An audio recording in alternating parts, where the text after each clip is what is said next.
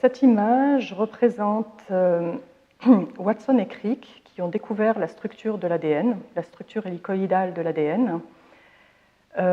Donc on voit Watson en bas à gauche et Crick en haut à droite, qui montre cette fameuse structure qui a été reconstituée à cette occasion-là en fil de fer, grosso modo. Alors, j'ai choisi cette image. En fait, c'est la première qui me soit venue à l'esprit lorsqu'on m'a posé la question. Je pense que c'est probablement la première image de science que j'ai vue étant adolescente. Sans doute dans un numéro de Science et Vie ou équivalent, donc dans les années, fin des années 70. Alors elle me touche peut-être parce que c'est la première dont je me souvienne consciemment, et aussi parce que c'était un peu le décryptage de l'ADN. On comprenait en fait quel était le support de l'hérédité des caractères, et ça a correspondu à une époque où on s'est dit, maintenant qu'on a accès à cette information, on va tout comprendre en fait du vivant. Donc ça a été une période de grand espoir où on pensait qu'une fois qu'on aurait décrypté l'ensemble de l'ADN, on aurait compris la vie, en quelque sorte. Alors bien entendu, ça ne s'est pas passé tout à fait comme ça, et c'est aussi pour ça que cette image m'intéresse, c'est qu'on se rend compte qu'à chaque fois qu'on repousse un petit peu les limites de la connaissance par rapport à certains sujets, en fait on s'éloigne aussi de la compréhension totale. Donc cette période-là a correspondu à la période où on s'est dit tout est génétique, et on pourra tout expliquer grâce à la génétique. On s'est rendu compte relativement récemment qu'en plus de la génétique, il y avait l'épigénétique, donc en fait ce qui est autour de la génétique et qui est en fait davantage lié à l'environnement, c'est-à-dire que l'environnement peut avoir un impact sur la façon dont les gènes sont exprimés, par exemple. Et ça ouvre aussi des perspectives énormes dans la compréhension de la façon dont les cellules fonctionnent et les organismes et comment ils s'adaptent, en gros.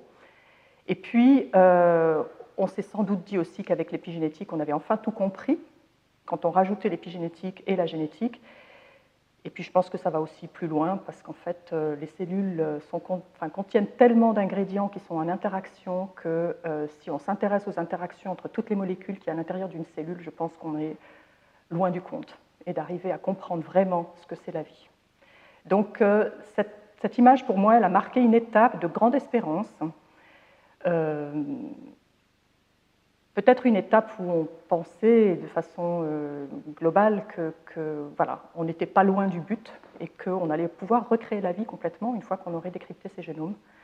Et plus on avance, et plus on se rend compte que c'est nettement plus compliqué que ça. Et c'est aussi ça qui m'intéresse, c'est que ça reste toujours plus compliqué et qu'il y a toujours beaucoup de choses à comprendre finalement, et une complexité qui nous échappe énormément. J'aurais juste une chose à rajouter par rapport à cette image, c'est qu'elle m'intéresse aussi parce qu'elle ne dit pas. Parce qu'il y a une grande absente en fait sur cette image. Il s'agit de Rosalind Franklin, qui en fait est la personne qui a aidé à résoudre la question de la structure de l'ADN. Et cette personne est complètement passée à la trappe, et il s'agit d'une femme. Et je trouve ça également intéressant parce qu'en science, souvent les femmes sont passées à la trappe et elles n'ont été reconnues que très tardivement dans leur rapport à la science. Je pense par exemple à Barbara McClintock, qui a eu le prix Nobel bien longtemps après la découverte des transposons.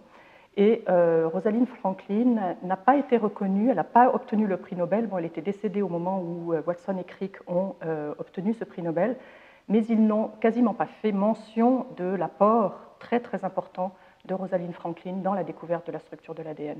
Et je trouvais aussi cette image intéressante pour ce qu'elle ne montre pas.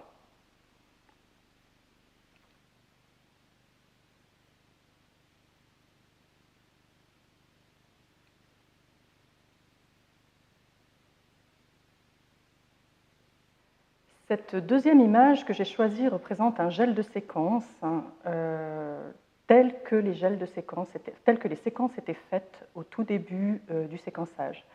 Cette technique n'existe plus, elle utilisait de la radioactivité à l'époque. À cette époque-là, il fallait faire plusieurs réactions pour obtenir une séquence. Il fallait donc utiliser de la radioactivité, ce qui était quand même un petit peu compliqué. Il fallait ensuite déposer toutes ces réactions de séquence sur un même gel, les laisser migrer. Ça prenait beaucoup de temps. Ensuite, il fallait exposer le gel à un film radio. Et l'ensemble du processus prenait, on va dire, entre 10 et 15 jours. Tout ça pour obtenir à peu près une quinzaine ou une vingtaine de séquences sur un gel standard. Cette technique a révolutionné complètement l'accès au génome, donc ça a été extrêmement important, mais elle est complètement obsolète. Elle a été remplacée dans le début des années 90 par les séquenceurs automatiques qui utilisaient la fluorescence au lieu de la radioactivité et qui permettaient de faire les 4 réactions qui sont liées en fait aux 4 nucléotides en une seule fois, puisqu'on avait la possibilité de discriminer entre les 4 bases par l'intermédiaire de fluorescence comment on va dire, de couleurs différentes. Donc sur cette image, ce qu'on voit, si on prend par exemple les 4 colonnes de droite, on voit une espèce d'échelle, et cette échelle correspond à chaque fois, donc chaque ligne correspond à un nucléotide dans l'ordre ACGT.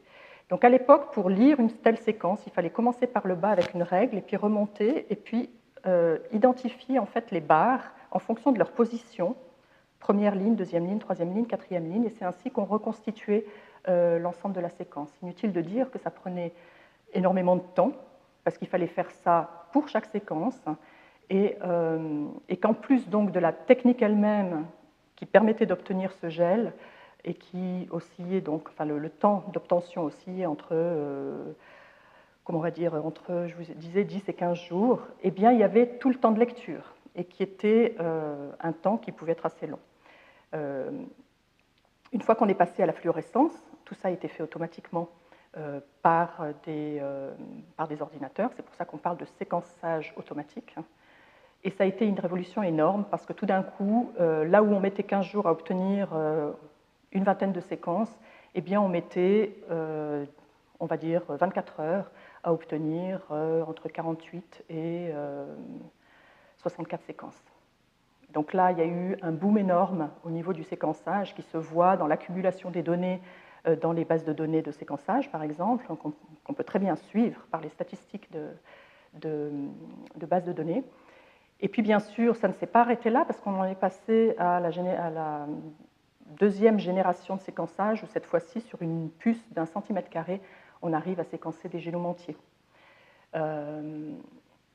Avec une force de frappe, je dirais, qui est énorme, et qui, par exemple, nous intéresse énormément parce que cette technique-là utilise des petits fragments, en fait, séquence des petits fragments beaucoup plus petits que ceux qu'on avait l'habitude de séquencer, mais les reconstruit ensuite les gènes ou les fragments d'ADN par le biais de programmes informatiques. Et ce que ça a comme conséquence, c'est que, par exemple, puisque je travaille au jardin botanique, quand on travaille sur des herbiers, des échantillons d'herbiers, l'ADN est souvent dégradé, c'est-à-dire qu'il est découpé en petits morceaux, simplement par les phénomènes de mort cellulaire, etc., enfin, du fait de ces phénomènes-là, et de séquencer par la technique traditionnelle sans guerre, souvent on avait des résultats qui étaient assez mauvais, surtout quand les échantillons étaient de vieux échantillons. Le fait que les nouvelles techniques de séquençage partent d'office sur des petits fragments fait que ces échantillons pour lesquels on n'imaginait pas il y a 15 ans pouvoir les séquencer deviennent tout d'un coup séquençables. Et ce sont des projets que l'on a, par exemple, au jardin botanique. C'est de pouvoir, par exemple, séquencer des types avec, évidemment, en prenant un très petit fragment pour permettre de ne pas détériorer l'échantillon, mais avec cette perspective de pouvoir obtenir beaucoup plus d'informations, beaucoup plus que ce qu'on n'a jamais pu imaginer jusqu'à présent.